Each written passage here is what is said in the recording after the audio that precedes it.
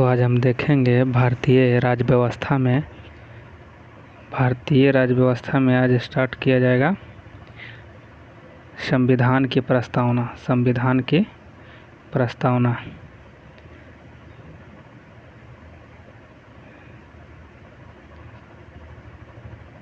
तो यहाँ पे स्टार्ट करते हैं। 1 नंबर क्वेश्चन देखते हैं।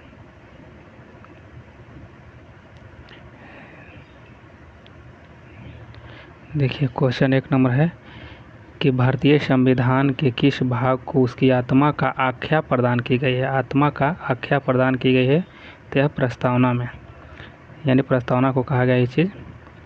तो फिर 2 नंबर देखते हैं कि संविधान निर्माताओं ने किस पर विशेष ध्यान दिया है। तो यह दिया है प्रस्तावना पर ध्यान दिया है विशेष करके। चलिए नेक्स्ट देखते हैं कि भारत में जनप्रिय संप्रभुता है, क्योंकि भारत के संविधान की प्रस्तावना शुरू होती है इन शब्दों से। यह है कि हम भारत के लोग से शुरू होता है। चलिए देखते हैं 4 नंबर क्वेश्चन। अब भारत को गणतंत्र क्यों कहा गया है, यानी भारत को गणतंत्र क्यों कहा गया है। तो यह कहा गया है कि यहाँ राज्य का प्रमुख निर्धारित अवधि के लिए निर्वाचित होता है। निर्वाचित जो होता है इसका अवधि होता है, जैसे 5 साल के लिए निर्वाचित किया जाता है, 5 वर्ष, इसीलिए यह गणतंत्र है। चलिए 5 नंबर देखते हैं कि भारत एक है। तो भारत क्या है? एक धर्मनिरपेक्ष राष्ट्र है। भारत जो है धर्मनिरपेक्ष राष्ट्र है। 6 में देखिए धर्मनिरपेक्षता का अर्थ है। धर्मनिरपेक्षता का क्या अर्थ है? तो धर्मनिरपेक्षता का अर्थ है कि राज्य सरकार द्वारा किसी धर्म को स्वीकार नहीं करना। किसी धर्म को स्वीकार नहीं किया गया है। यहाँ पे हर धर्म का व्यक्ति रहते हैं, इसीलिए इसे धर्मनिरपेक्षता कहा गया है। 7 नंबर देखते हैं कि भारत एक धर्मनिरपेक्ष राज्य है। इसका मतलब यह है कि भारतीय राज्य किसी निश्चित धर्म का समर्थन नहीं करता है। जो भारत है किसी निश्चित धर्म का समर्थन नहीं करता है। डी आंसर हो गया। चलिए 8 में देखिए गणतंत्र होता है। यह गणतंत्र होता है कि राज्य जहाँ पर अध्यक्ष वंशानुगत रूप में न हो। राज्य जहाँ पर अध्यक्ष जो होता है वंशानुगत नहीं होता है, किसी वंश का परंपरा नहीं चलते आ रहा है, इसीलिए यह गणतंत्र है। जनता जिसको चाहती है वह 5 वर्ष के बाद उसे चुनती है। चलिए 9 में देखते हैं कि निम्नलिखित में से वे शब्द कौन सा है जिसका समावेशन 42वें संशोधन द्वारा संविधान के उद्देशिका में किया गया है। 42वें संविधान संशोधन में उद्देशिका यानी प्रस्तावना में किया गया है। तो वह क्या चीज़ है? यह है एक प्रभुत्व संपन्न समाजवादी धर्मनिरपेक्ष प्रजातांत्रिक गणराज्य। यह चीज़ जो है ना 42वें संविधान में जोड़ा गया है। चलिए नेक्स्ट क्वेश्चन देखते हैं कि भारत एक गणतंत्र है। इसका अर्थ है कि यहाँ भारत में वंशानुगत शासन नहीं है।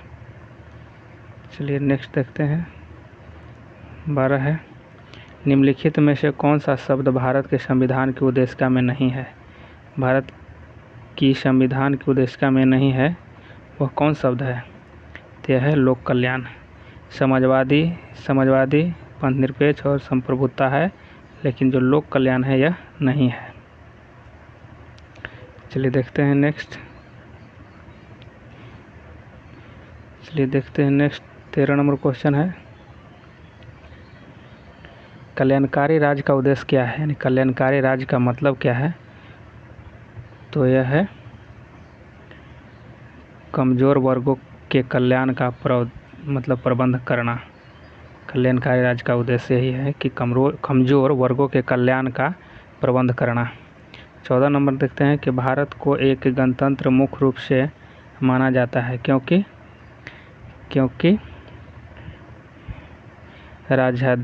राज्याध्यक्ष का चुनाव होता है, इसलिए इसे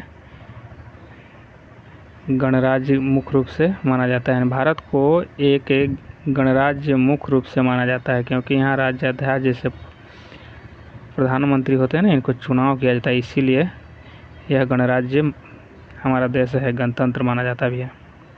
चलिए 15 को देखते हैं कि भारतीय संविधान की प्रस्तावना के सिलसिले में निम्नलिखित में कौन सा क्रम सही है। तो कौन सा क्रम सही है, तो यह डी है, सार्वभौम सत्ता संपन्न समाजवादी धर्मनिरपेक्ष जनवादी गणतंत्र, यही जो है ना क्रम से सही है। चलिए 16 नंबर पर देखते हैं कि संविधान की प्रस्तावना में प्रयुक्त शब्द सेक्युलर का अर्थ है, सेकुलर का अर्थ है यहाँ कि सभी नागरिक को धर्म एवं उपासना की स्वतंत्रता है। ये आंसर हो गया इसका। चलिए देखते हैं 17 का कि शब्द जो है धर्मनिरपेक्ष भारत के संविधान की प्रस्तावना में जोड़ा गया था। निम्नलिखित मतलब इनमें से विषय के निम्नलिखित कथनों में से कौन सही है। तो यह सही हो जाएगा आपको 17 का है आपका बी है, बी, यानी कि 1 यानी यह वर्ष 1976 में जोड़ा गया था और 3 यानी यह 42वें संविधान संशोधन में जोड़ा गया था। ये देखिए 1976 में 42वां संविधान संशोधन हुआ था, वह इसी समय जोड़ा गया था। चलिए 18 नंबर देखते हैं कि भारतीय संविधान के प्रस्तावना में निम्नलिखित यानी लिखित हम भारत के लोग से क्या अर्थ निकलता है। इसका अर्थ क्या निकलता है कि संविधान का निर्माण भारत की जनता के द्वारा हुआ है, इसका अर्थ यही है। चलिए आगे देखते हैं 19 नंबर की समाजवाद का अर्थ है। समाजवाद का क्या अर्थ है, तो यह है कि सामाजिक न्याय। समाजवाद का अर्थ है कि सामाजिक न्याय। चलिए 20 नंबर देखते हैं कि 42वें संविधान संशोधन द्वारा प्रस्तावना में निम्नलिखित में से कौन सा शब्द जोड़ा गया है। तो इसमें कौन सा शब्द जोड़ा गया है, यह समाजवाद जोड़ा गया है। 21 नंबर देखते हैं कि भारतीय संविधान की आत्मा किसे कहा गया है। भारतीय संविधान की आत्मा कहा गया है प्रस्तावना को। भारत में लौकिक की सार्वभौमिकता है क्योंकि संविधान की प्रस्तावना प्रारंभ होती है हम भारत के लोग शब्द से। हम भारत के लोग शब्द से प्रारंभ होती है। चलिए देखते हैं 23 नंबर की भारतीय संविधान की प्रस्तावना पर किन क्रांति का प्रभाव नहीं झलकता है। किस क्रांति का मतलब कि प्रभाव इस पर नहीं पड़ा था भारतीय संविधान की प्रस्तावना पर, तो यह है चीन की क्रांति। चीन की क्रांति। नेक्स्ट देखते हैं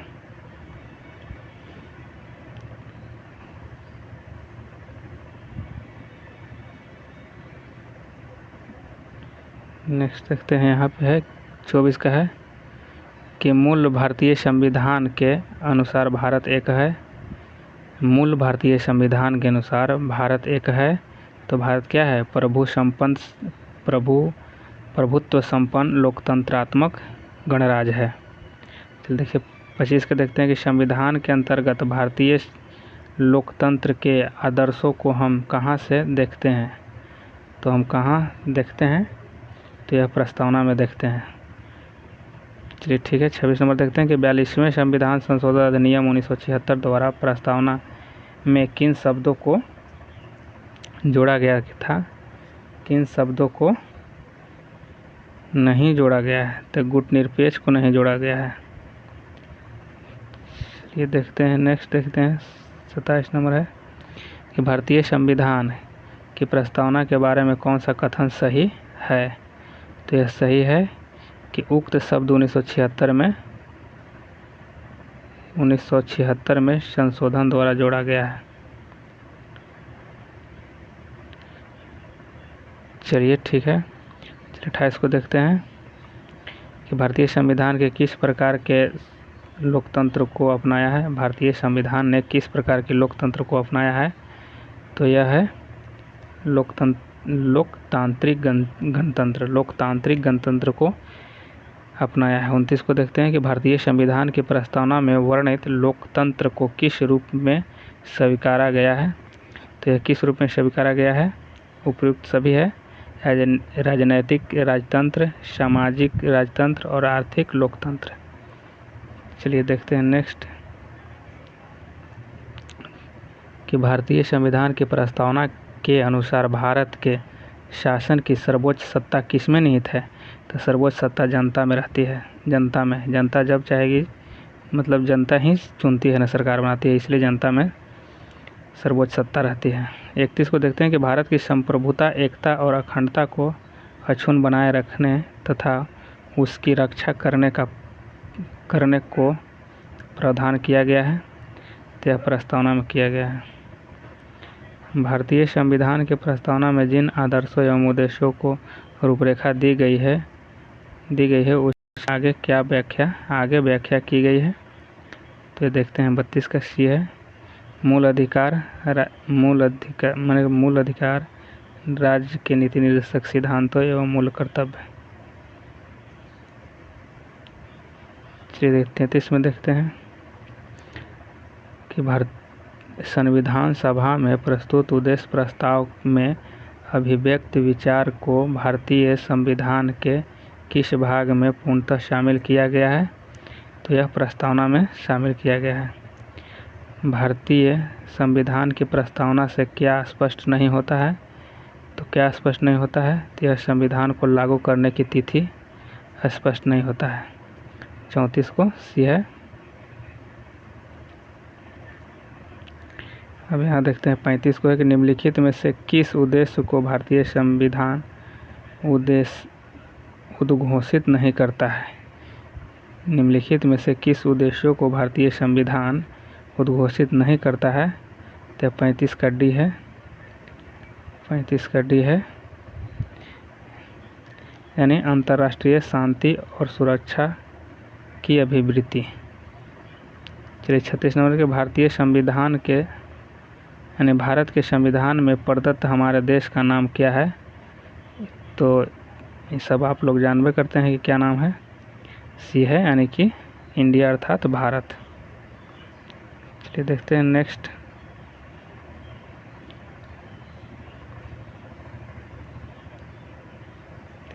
सैंतीस नंबर क्वेश्चन कि भारतीय संविधान किसके द्वारा स्वीकृत किया गया है।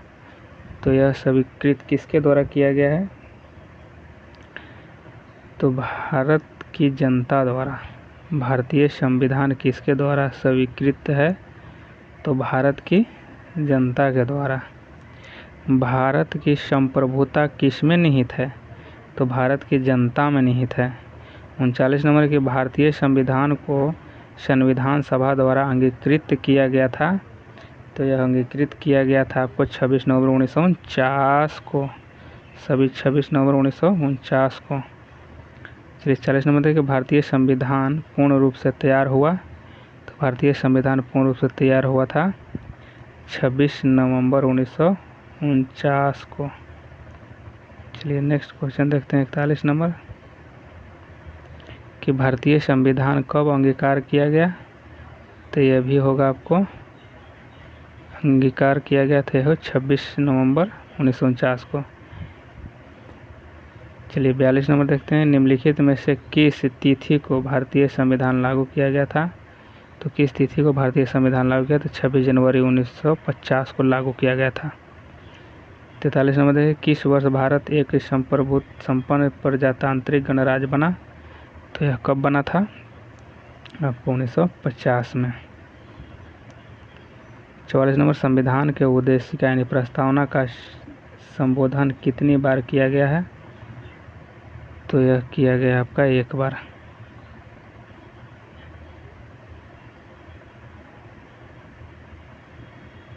पैंतालीस नंबर देखिए भारत के संविधान की प्रस्तावना में प्रथम संशोधन कब किया गया था। तो यह 1976 में प्रथम संशोधन किया गया था। 46 नंबर देखिए पूरा ही प्रस्तावना लिख दिया गया है। तो यहाँ का मेन क्वेश्चन है। तो 46 नंबर है आपका बी है 26 नवंबर 1949। इसे आप लोग पढ़ लीजिएगा। चलिए देखिए 47 नंबर अब आगे देखते हैं कि भारत की इस प्रस्तावना सभी भारतीय नागरिकों को निम्न में से कौन सा एक उपलब्ध कराने के लिए वायदा नहीं करती है। मतलब कि कौन सी भारतीय नागरिकों को निम्नलिखित में से कौन सा एक उपलब्ध कराने के लिए वादा नहीं करती है। तो यह 47 का आपका हो जाएगा डी है, पूजा की समानता। पूजा की समानता यह वादा नहीं करती है। 26 में देखिए 26 बोल रहे हैं 48 में देखिए कि 26 नवंबर 1949 को अंगीकृत भारतीय संविधान की प्रस्तावना में शब्द सम्मिलित नहीं थे। तो कौन सा शब्द सम्मिलित नहीं थे। तो यह देखिए कि ये जो है यहाँ पे देखिए ये यानी 1 सम्मिलित नहीं था, 2 सम्मिलित नहीं था और 3 सम्मिलित नहीं था। समाजवादी, पंथ निरपेक्ष और अखंडता बाद में जोड़ा गया है 42वें संविधान संशोधन में। चलिए ठीक है, नेक्स्ट क्वेश्चन देखते हैं कि भारतीय संविधान की उद्देशिका में परिवर्तन किस संशोधन अधिनियम में किए गए थे। तो यह किए गए थे 42वें संविधान संशोधन में।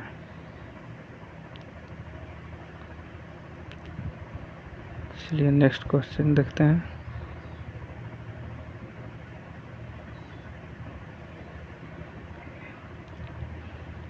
पचास है कि भारत की संप्रभुता, एकता और अखंडता को सुनिश्चित तथा संरक्षित करने का भाव निहित है। तो यह भाव निहित है प्रस्तावना में। चलिए आगे देखते हैं कि 51 नंबर है कि प्रस्तावना का वह प्रावधान जो सभी वयस्क नागरिकों को मतदान का अधिकार प्रदान करता है कहलाता है। तो यह कहलाता है प्रजातंत्र। 52 नंबर देखते हैं कि भारत के संविधान की प्रस्तावना में समाजवादी और धर्मनिरपेक्ष शब्द को किस संविधान संशोधन द्वारा जोड़ी गई है। तो यह जोड़ा गया है 42वें संविधान संशोधन द्वारा।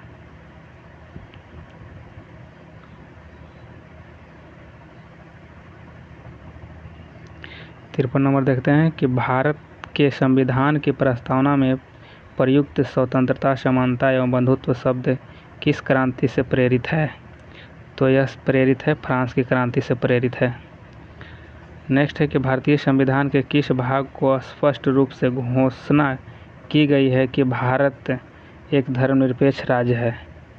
भारत एक धर्मनिरपेक्ष राज्य है संविधान के प्रस्तावना में। चलिए यहाँ देखिए 55 नंबर है कि भारत के संविधान की प्रस्तावना में कितने प्रकार का न्याय, स्वतंत्रता, समानता एवं भ्रातृत्व का सही क्रम है। देखिए कितने प्रकार का न्याय पूछा है, स्वतंत्रता कितने प्रकार के है और समानता कितने प्रकार के है। तो यह नेक्स्ट क्वेश्चन में यहाँ देखिएगा आपको मिलेगा।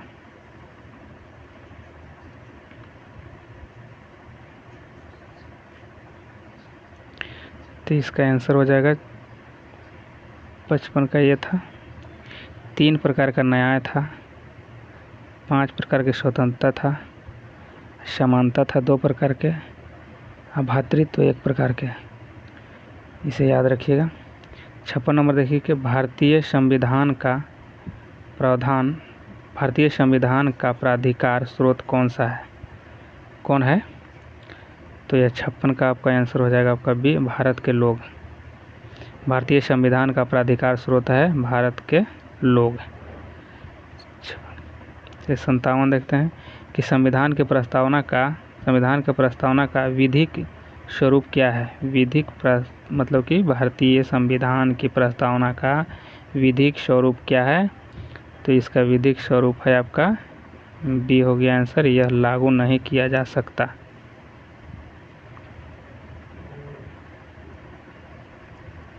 अंठावन नंबर देखिए किसने भारतीय संविधान की प्रस्तावना यानी उद्देशिका को भारतीय संविधान की राजनीतिक कुंडली के रूप में वर्णित किया है। राजनीतिक कुंडली कहा था, तो किसने कहा था। यह कन्हैया लाल मणिकलाल मुंशी कहे थे, KM मुंशी ने कहे थे बात को कि यह राजनीतिक कुंडली है।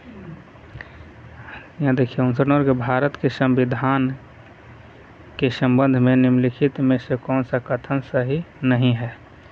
तो कौन सा कथन सही नहीं है, तो उद्देशिका न्यायालय में परिवर्तनीय है, यह सही नहीं है।